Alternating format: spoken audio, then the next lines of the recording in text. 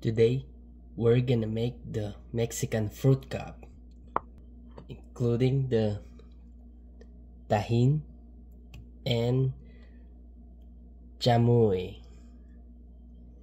You've seen a lot of pages in the Facebook, like they make the fruit cup like this, variety of fruits, and they put this red sauce on it, and I'm wondering what's the sauce they're using it. So I searched it and I found out that it's chamoy.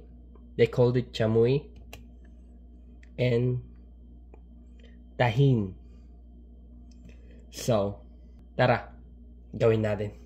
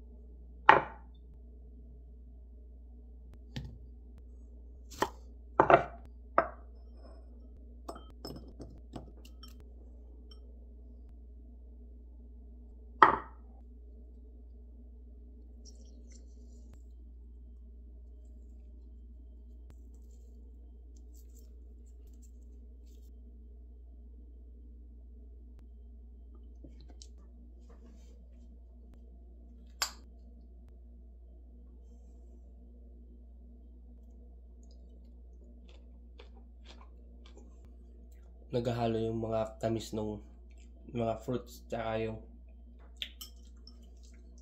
may konting anghang galing sa chamoy. Then nagbe-blend in siya sa lahat ng prutas, lalo na tong strawberry tsaka tong pineapple, cucumber tsaka tong watermelon.